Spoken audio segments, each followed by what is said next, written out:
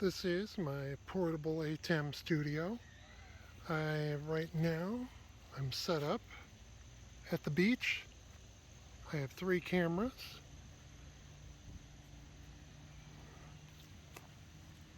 each with an SDI feed, 12 volt, and data going all the way out to the camera. That reel can go 150 feet.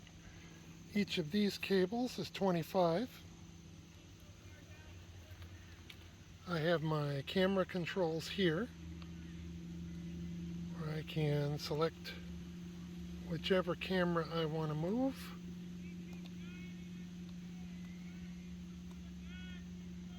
Can pan, tilt, and zoom. Focus, iris, anything I need.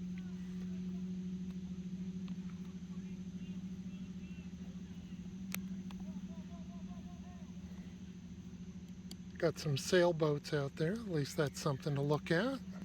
Right now we're running completely off a battery.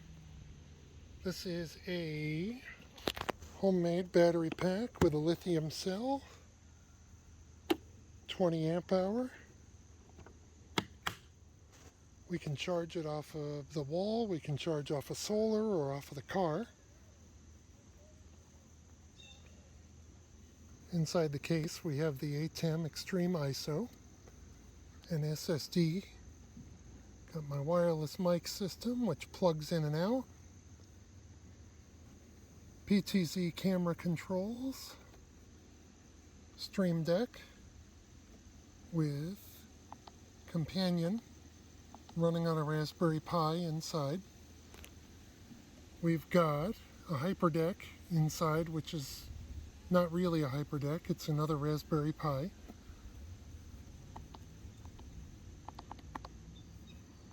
We control that on this page.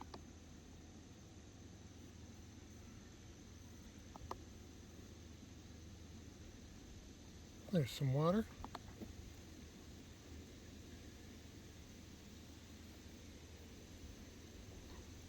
Got a lot of video files on there.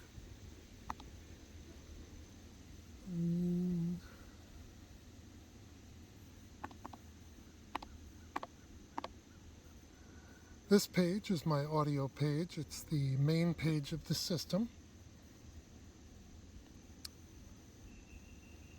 Quick press to unmute the mics. Long press to mute them. We can bring the audio meters up on the screen.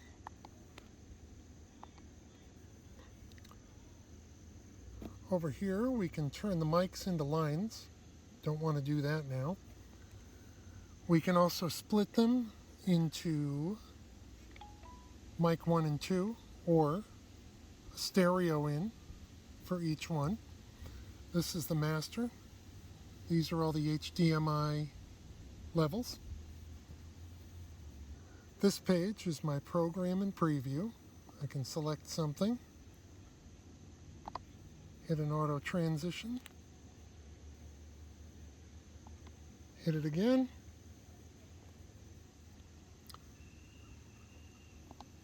This page is my media player 1, media player 2, all the same graphics, but I can put them in either media player. This is the hyperdeck playback. I've got all kinds of videos. Play, pause, loop. Here's my multiview controls. If we look up at the multiview, we can see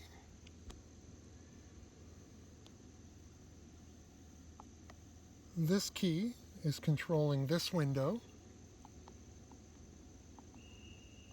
Second key controls the second, the one below that, this one. This key switches those into a larger window and back. If you lose your place and you want to set it back, this is default. Brings it back to the way you had it at startup, or the way the startup was saved. Likewise over here, We can split that window into 4 more. We can change what each one does and default. These keys are for unused cameras, so we could say camera 4 is not being used. We can turn it to bars.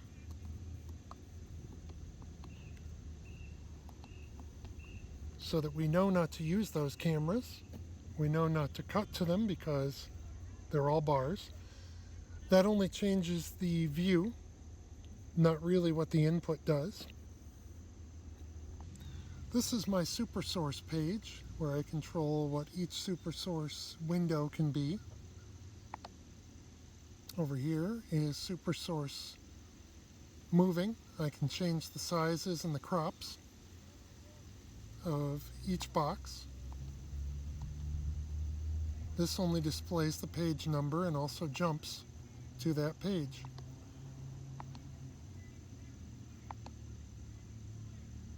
If I remove this microphone, it reroutes the audio from this jack to the rear XLRs. Over here is a switch panel. I can reboot the ATEM, the HyperDeck, the Stream Deck. Wireless HDMI is no longer. It is now the SDI converters.